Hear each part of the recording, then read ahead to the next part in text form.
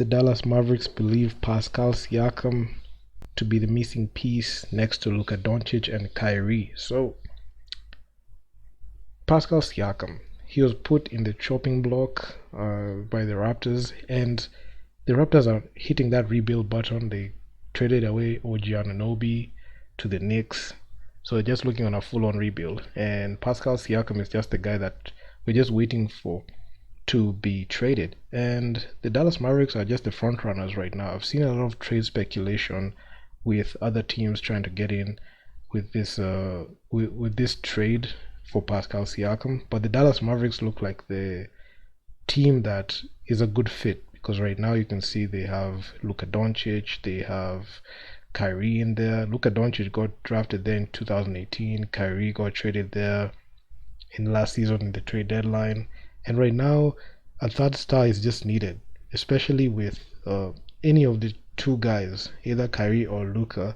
If they get injured, we need that other guy to help in terms of scoring. And I feel like Pascal Siakam will fit in well in there. So I saw this tweet from NBA Central, and they essentially just mentioned this. And I was just scrolling through Twitter, and I just said, let me just talk about this because the people within the Mavericks organization believe Pascal Siakam could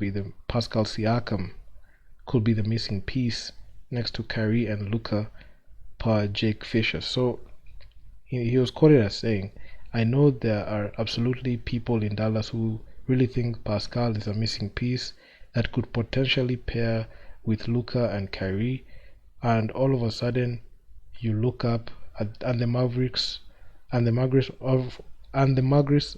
are off, and they look like a legitimate title contender. So that he was quoted as saying that. I don't know. So some wording in there was just a bit crazy, but anyway, Pascal Siakam, he is that guy that was in that squad with Kawhi Leonard and they won the championship. I remember I made a video talking about Pascal Siakam and the way the Raptors are doing him dirty, and I feel like this is the dream. I'm not sure if he was the one who picked this up, who picked this, trade destination, because as per usual, when a player wants to be traded, he gives the list of the teams that they want to be traded to.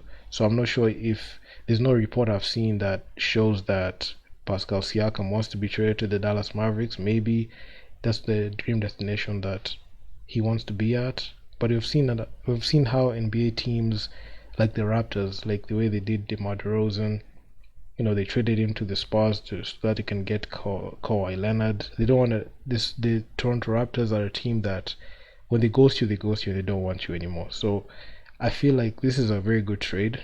I would pull this trigger. I don't know what the Toronto Raptors would want to get in return.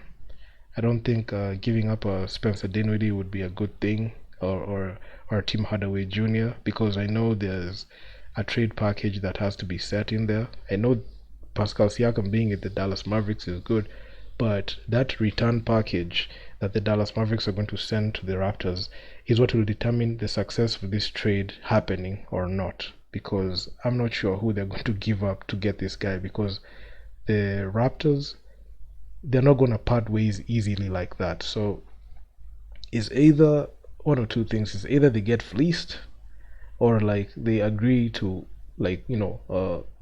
to overpay for Pascal Siakam, which the Dallas Mavericks, I don't think they're going to do that because they don't want to gut their depth like that. So I'm just looking towards this trade. So the Dallas Mavericks are currently sitting the 6th place in the West with a record of 23-16, and they recognize the need of additional firepower to solidify their stance in the playoff race. So both Luka and Irving have been pivotal in carrying the team, but injuries to those key players have highlighted the necessity of more depth and star power. So Siakam's potential impact on the Mavericks' offensive dynamics is a key factor to the trade discussions.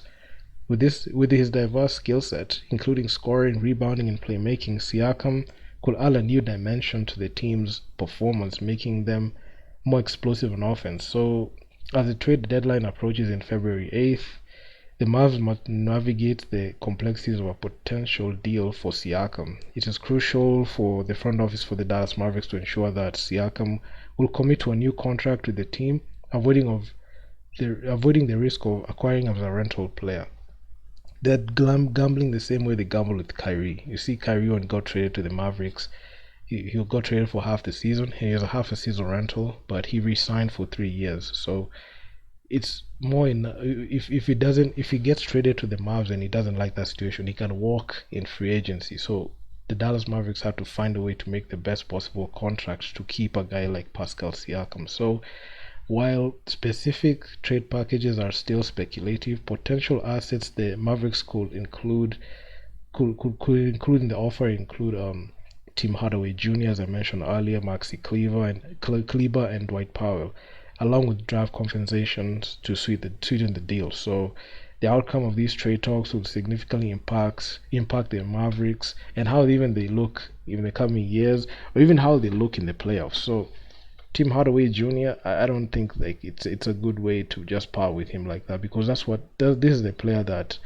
the Raptors will look towards trading for. Also, Maxi Kleber and Dwight Powell, those are front court guys. I don't think like it's a good situation to just give away these players like that. But it's a transaction, it's a business. So whatever the Mavericks decide and whatever deal pans out, I really think they should come up with the best possible trade package and not overpay for these players. So yeah, man. So tell me what you think on the comment section down below. That's my opinion. So and also subscribe to the channel, hit the bell so it's that you get notified on these types of videos, because I'll just increase the frequency of my uploads. And yeah, I'm out. Peace.